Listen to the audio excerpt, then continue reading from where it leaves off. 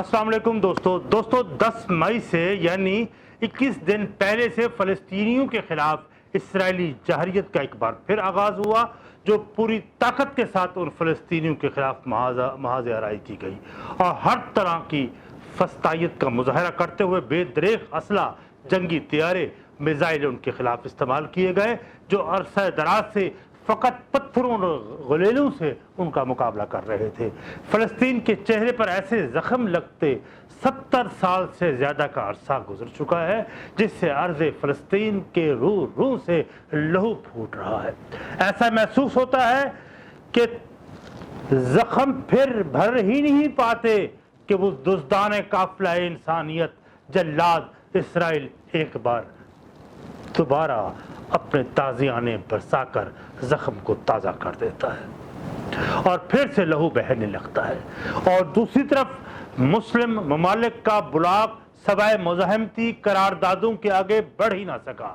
اس عرض پر جغرافیائی حدود میں 53 مسلم ممالک جو آزاد ہونے کے دعوے دار ہیں، مسئلہ فلسطین کے حل کے لیے ایک متفقہ خارجہ پالیسی بنانے میں احتراز کر رہے ہیں اور اپنے ممالک میں اسرائیل کے سفارت خانے قائم کیے ہوئے ہیں۔ حتیٰ کہ ترکی میں اسرائیل کا سفارت خانہ اور ترکی کے چارٹر پر اگر اسرائیلی ایک فیورٹ نیشن تصور کی جائے تو منافقت بھی کھل کر سامنے آ جاتی ہے۔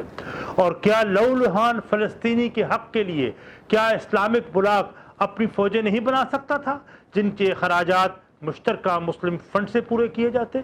ایسے کئی سوالات یقیناً آپ کے اذہان سے اٹھتے ہوں گے، لیکن اس کا جواب ڈھونڈنے کے لیے کسی سقراط کے دماغ کی ضرورت نہیں، کیونکہ این خیالست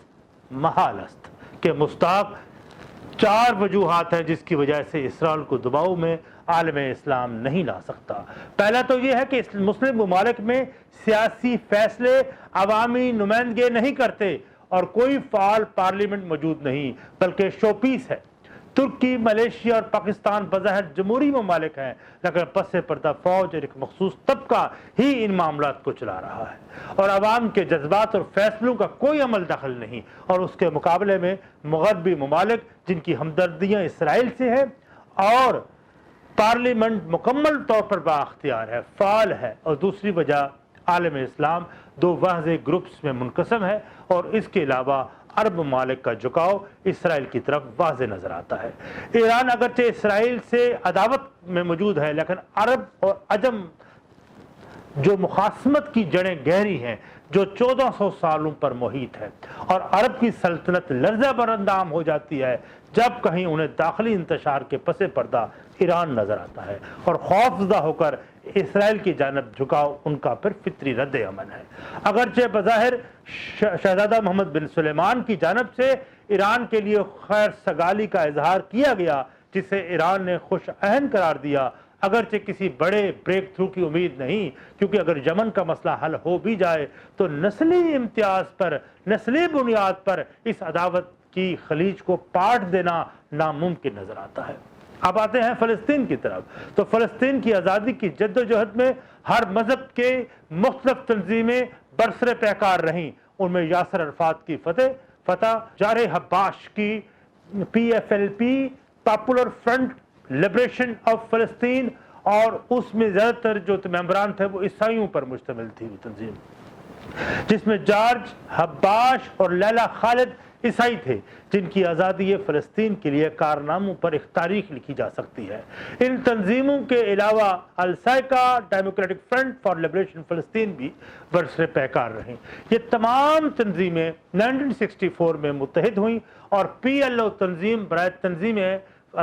فلسطین کی آزادی فلسطین کے پلیٹ فارم سے جدوجہد کا دوبارہ آغاز کیا۔ اس تنظیم کے سربراہ یاسر عرفات بن گئے۔ یاد رکھیں یہ تمام تنظیمیں قومی آزادی کی بنیاد پر سٹرگل کر رہی تھیں، اور اس عرصے میں 1987 میں مصر کی اخوان المسلمین کے تعاون سے اسلامی تحریک حماس کا قیام فلسطین میں عمل میں آیا، جس سے فلسطینیوں کے اتفاق اور جدوجہد کو نقصان پہنچا۔ آپس میں یہ دست و گریباں ہوئے، جس کا فائدہ اسرائیل کو براہ راست پہنچا، اور ایک نئی تنظیم فتح جو PLO کے وطن سے پیدا ہوئی تھی، خالصتاً جمہوری اور سیکولر تحریک تھی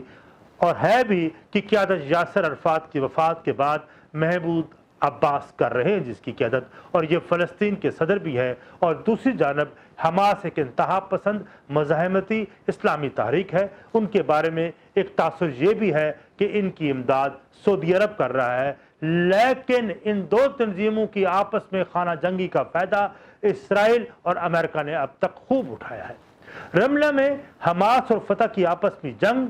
2006 کو ہوئی، جن میں بہت سے فلسطینی ایک دوسرے کو قتل کرتے رہے۔ پھر 2007 میں غزہ میں دونوں طرف ایک بھرپور جنگ ہوئی، جس کے نتیجے میں 118 فلسطینی مارے گئے، جس پر محمود عباس نے ایمرجنسی کا نفاذ کر کے وزیر اعظم اسماعیل ہانیہ کی حکومت کو برطرف کر دیا، اور آپس میں پھر جنگوں کا سلسلہ تھما نہیں، بلکہ 2008 میں غزہ کی پٹی پر دونوں تنظیموں نے کی پھر جھڑپ ہوئی، جس کے نتیجے میں بہت سے فلسطینی مارے گئے۔ اس طرح 2009 میں ان تنظیموں نے ایک دوسرے کے اراکین کو بے دریغ قتال کیا، اور اس قدر فلسطینی اسرائیلی جارحیت کے نتیجے میں مارے گئے، جتنے آج تک اپنوں کے ہاتھوں وہ مارے گئے ہیں، اتنا اسرائیل نے نہیں مارے۔ دراصل مصر کے جمال عبد الناصر کے زمانے میں اقتدار میں جب وہ تھا تو PLO کو مصر سے حمایت حاصل تھی، جسے عرب شیوخ اور بادشاہ اپنے لیے خطرہ محسوس کرتے تھے۔ عرب ریاستوں کو وہ زمانہ یاد تھا کہ ماضی میں فلسطینی کس طرح ان کے لیے خطرہ ثابت ہوئے، اور وہ نہیں چاہتے تھے کہ فلسطینی متحد ہو کر ان کے لیے خطرہ ثابت ہوں۔ اب صورتحال یہ ہے کہ غزہ میں حماس کے خلاف اسرائیلی ناکہ بندی پر فتح خاموش ہے، بلکہ یہ کہنا بے جا نہ ہوگا کہ نیم رضامند ہے، اور دوسری طرف شام میں غزہ کے خلاف اسرائیل کا کارروائی پر لا تعلق ہے۔ دراصل فلسطین کی تحریک آزادی جو قومی بنیاد پر تھی، جس میں ہر مذہب کا حامل فلسطینی بڑھ چڑھ کر حصہ لے رہا تھا، کو نکال کر حماس نے نہ صرف مسلمانوں کی تحریک بنا دیا بلکہ اس کو مذہبی رنگ دے دیا۔ یاسر عرفات کی موت کے بعد حماس اور الفتح کے مابین اقتدار کے حصول کے لیے جنگ کا آغاز ہوا، اور اس سے زیادہ لمحہ فکریہ اور کیا ہو سکتا ہے کہ فقط ایک سال میں ان کی آپس کی جنگ کے نتیجے میں 612 فلسطینی مارے گئے، اور اسرائیل کے حملوں کے نتیجے میں 250 فلسطینی شہید ہوئے۔ اس سال پہلے غزہ کا مغربی کنارہ PLO کے کنٹرول میں آیا، اور عرب ریاستوں اور عالمی طاقت کی کوششوں سے حماس اور PLO نے مشترکہ حکومت قائم کی، اور جلد ہی محمود عباس نے حماس کو حکومت کو فارغ کر دیا۔ اب غزہ ان کے کنٹرول میں ہے اور مغربی کنارہ PLO کے کنٹرول میں ہے، اور 15 سال گزر جانے کے باوجود ان میں اختلافات ختم نہیں ہو سکے۔ آج بھی یہ ایک دوسرے کے وجود کو برداشت کرنے کو تیار نہیں۔ اب دوسری طرف صورتحال اس قدر کشیدہ ہے کہ فلسطینیوں کی نقل و حرکت کو اپنے قابو میں رکھنے کے لیے مغربی حصے پر 750 فوجی چوکیاں اسرائیل نے قائم کر رکھی ہیں، اور ان میں سے 140 مستقل پوسٹیں ہیں جہاں فلسطینی عورتوں کو، مردوں اور بچوں کو ہر روز گھنٹوں قطار میں کھڑے ہو کر جامع تراشی لے کر جانے کی اجازت ملتی ہے۔ ان چیک پوسٹوں سے روزانہ 70,000 فلسطینی مزدوروں کو گزرنا ہوتا ہے، جو ورک پرمٹ کے تحت اسرائیل کے اندر جا کر اپنی روزی کماتے ہیں۔ کیونکہ مقبوضہ فلسطین میں بیروزگاری کا تناسب 50% تک ہے، انہیں دیوار سے لگا دیا گیا ہے، جس کی بھیانک تصویر اور کہانی بین الاقوامی جریدوں اور چینلز پر اسرائیلی میڈیا آنے نہیں دیتا، لیکن سوشل میڈیا کی آزادی نے پوری دنیا کو اسرائیلی جارحیت سے آگاہ کر دیا ہے، اور امریکی تاریخ میں پہلی بار امریکی کانگریس میں اسرائیلی جارحیت کے خلاف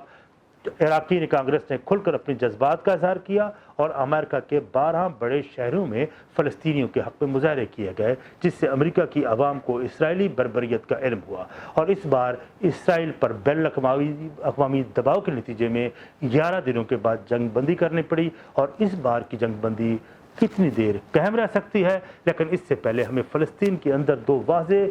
گروہوں میں منقسم فلسطین کی طرف دیکھنا ہوگا، اور حماس اور فتح کی آپس کی جنگ کا فائدہ اسرائیل پھر سوال یہ پیدا ہو کب تک اٹھاتا رہے گا۔ جاتے جاتے آپ سے التماس کہ آپ چینل تلاش حق ود عامر ہاشمی کو سبسکرائب کریں اور یہ جو بیل آئیکن کا بٹن ہے اس کو بھی پریس کریں تاکہ آپ کو بہتر ویڈیوز ملتی رہے۔ اب تک کے لیے اجازت، اور کمنٹس بھی دے دیا کریں اپنے، اور اگر مناسب سمجھیں تاکہ ہم اس ڈیبیٹ کو پھر آگے بڑھا سکیں۔ والسلام، شکریہ۔